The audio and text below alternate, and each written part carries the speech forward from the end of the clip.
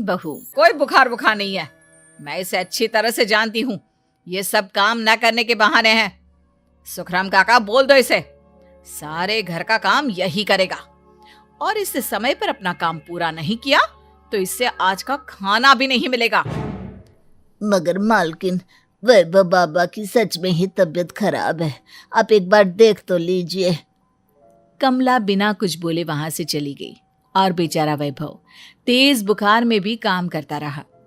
कमला वैभव की शादी एक ऐसी लड़की से कराना चाहती थी जो अनपढ़ हो और कमला से इसी तरह डरे जिस तरह वैभव डरता है, ताकि वैभव की सारी जायदाद और धन दौलत उसकी मुट्ठी में रहे। लेकिन आज के जमाने में ऐसी लड़की मिलना मुश्किल है। कमला कार में यही सब कुछ सोचती जा रही थी कि तभी रास्ते में, अरे ड्राइवर, तुमने कार क्यों रोक दी और ये इतना शोर कैसा? मैडम, आगे कुछ बंजारों का खेल चल रहा है, इसलिए भीड़ लगी है। मैं अभी भीड़ को साइड में करवाकर कार निकालता हूँ। ड्राइवर भीड़ को साइड करके कार निकालने की कोशिश करने लगा कि तभी कमला की नजर रस्सी पर चल रही एक फुलवा नाम की बंजारन पर पड़ी। क्यों ना मैं इस बंजारन की शादी वैभव से करा दूं। ये तो अनपढ़ लग रही है, मेरे पैरों तले दबकर भी रहेगी। मुझे अभी इसके माँ बाप से बात करनी होगी। ये सोचकर कमला ने उन बंजारों से बात की और उन्हें शाम को अपने घर बुलाया। फुलवा के माता पिता वहां उसे लेकर आ गए। उन्होंने इतना आलीशान घर पहले कभी नहीं देखा था। अच्छा हुआ आप लोग आ गए। देखिए, मुझे घुमा फिरा कर बात करने की आदत नहीं है, इसलिए सीधे सीधे मुद्दे पर आती हूँ। मुझे आपकी बेटी बहुत पसंद है। मैं अपने इकलौते बेटे की शादी आपकी बेटी फुलवा से कराना चाहती हूँ। इसके बदले में आप जो चाहो वो ले सकती हैं। तभी फुलवा की माँ कहती है, ये क्या कह रही है मैम साहब? कहीं आप हमारी गरीबी का मजाक तो नहीं उड़ा रही ना? आप मेरे बेटे से मिल लो। अगर आपको मेरा बेटा पसंद आता है तो मैं कल से ही शादी की तैयारी शुरू कर दूंगी। सुखराम, सुखराम, वैभव को लेकर आओ। फुलवा अपनी माँ के कान में फुसफुसाती है, माँ, कहीं इस मेम साहब का छोरा पागल तो ना है? फुलवा अपनी माँ से बात कर रही होती है कि वैभव वहां आता है। फुलवा उसे देखती ही रह जाती है और उसके माता पिता उसकी शादी तय कर देते हैं। शादी वाले दिन किसी को फुलवा और वैभव की बेमेल विवाह की बात समझ में नहीं आती। फिर भी एक औरत कमला से पूछ ही लेती है, कमला जी, आपने अपने इकलौते बेटे की शादी देहाती गवार से क्यों करा दी?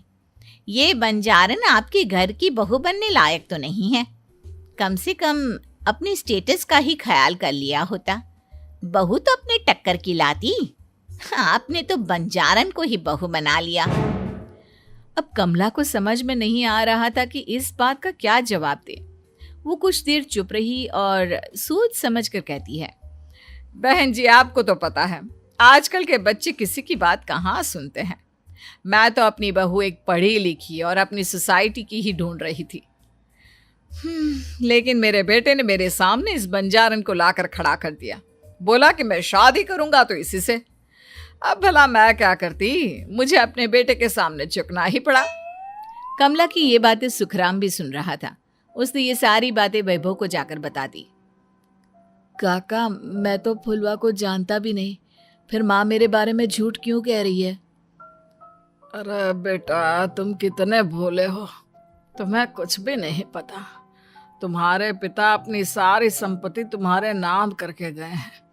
तुम्हारी माँ नहीं चाहती कि यह संपत्ति तुम्हें मिले, इसलिए उन्होंने तुम्हारी अनपढ़ लड़की से शादी करवाई, ताकि तुम्हारी तरह वो भी अपने हक के लिए आवाज ना उठा सके।